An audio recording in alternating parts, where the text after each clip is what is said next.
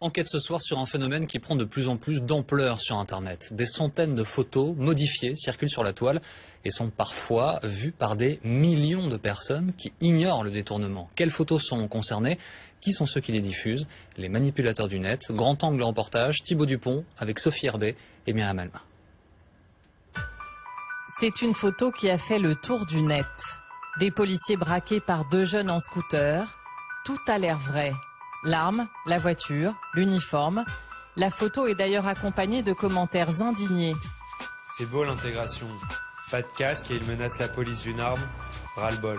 Selon la légende, cette photo a été prise dans une cité, au quartier du Bois-l'Abbé, à Champigny-sur-Marne. Nous avons voulu vérifier.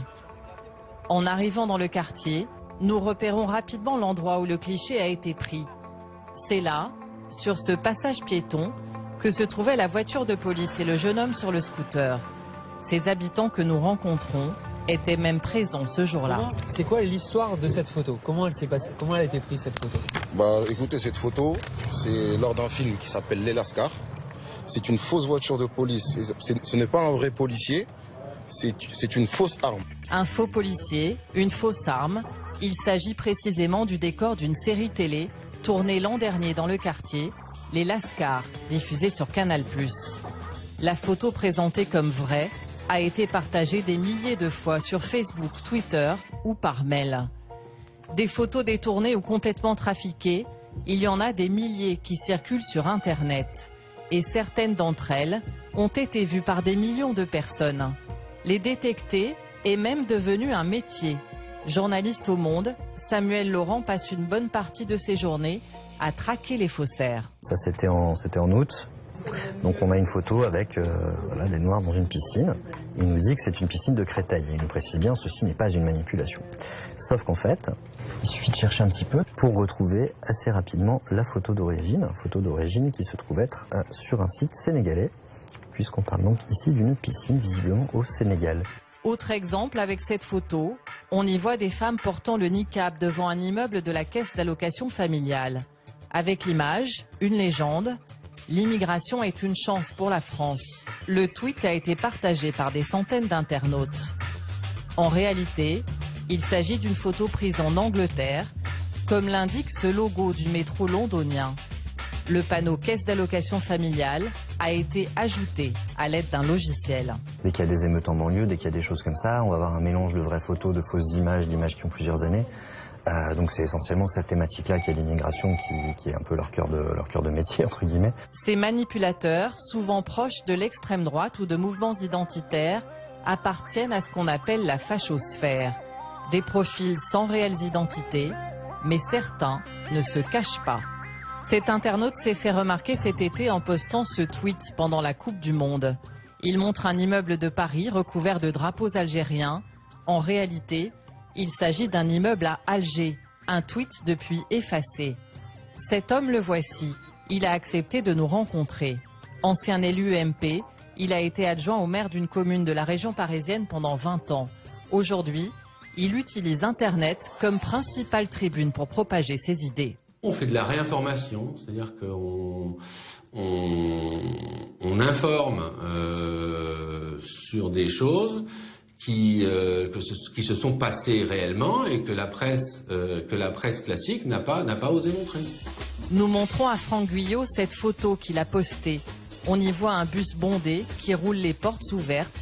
Il indique que la scène se passe à Paris. La photo vient en fait du Maroc. Oui, c'était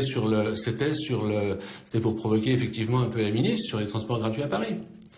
Mais c'est pas à Paris. Il faut provoquer. Oui, non, c'est pas à Paris. Il a donc détourné volontairement cette photo et celle-là, il a choisi de ne pas la retirer. Oui, je la laisse. Peu importe. Je la laisse, parce que je ne vais pas toutes les retirer. Je veux dire, à un moment donné, il faut assumer ses tweets. Voilà, bon. Mais si ça passe au travers. Ça passe au travers, on la laisse, oui. Nous lui montrons une autre de ces photos. Postée au mois d'août, on y voit une file de personnes toutes de couleur avec des caddies remplis d'écrans plasma. Franck Guyot a voulu illustrer le détournement de l'allocation de rentrée scolaire. Problème, l'image d'origine date en fait de 2009 et représente les soldes dans un supermarché en Martinique. Est-ce que ça, c'est pas du fantasme? Non, c'est pas du fantasme, c'est de l'illustration. De l'illustration. L'illustration, c'est l'illustration de ce qui un peu qui se produit dans la réalité. Est-ce que dans cette bataille d'idées, tous les coups sont permis? Oui, en politique, tous les coups sont permis. Sur son profil, Franck Guillot se présente comme membre de l'UMP, appartenant au courant de la droite populaire.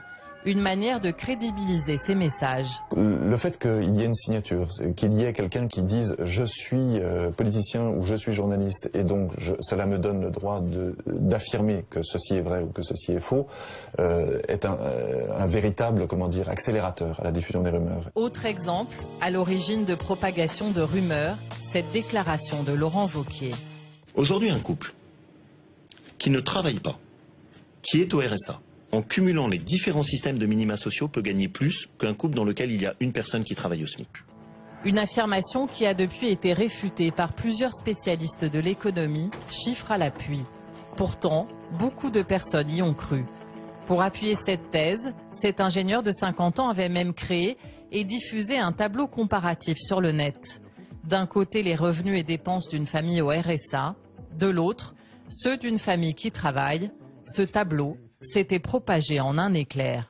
Dans la demi-heure qui suivait, j'approchais les 1000 partages, chose qui m'était jamais arrivée. Dans les 2 heures qui ont suivi, j'étais pratiquement à 5000 et en moins de 48 heures, j'étais arrivé à plus de 100 000 partages. En fait, le tableau est truffé d'erreurs. En réalité, il reste plus d'argent à la fin de chaque mois à la famille au SMIC qu'à la famille au RSA. Quand j'ai vu le tableau corrigé, j'ai regardé un peu. Bon, je suis plus ou moins d'accord avec ce qu'il y a, mais c'est vrai que bon, j'ai additionné ça de façon brute. L'ingénieur ne l'a pas pour autant retiré. Le tableau continue de circuler sur Internet. Mais le champion de la désinformation reste Thierry Meyssan, l'homme qui a écrit un livre qui remet en cause le 11 septembre, un best-seller traduit dans 28 langues. Cet été, il a encore frappé. Pour faire croire que les États-Unis sont complices de l'État islamique, il poste cette photo. On y voit un homme désigné comme al-Baghdadi, le chef de l'État islamique, en compagnie du sénateur américain John McCain. Sur cette radio francophone, il s'explique. Ceci est désormais prouvé d'une manière certaine, puisque nous avons des photographies montrant M. al-Baghdadi. Il recevait à Idlib le sénateur John McCain. La photo existe.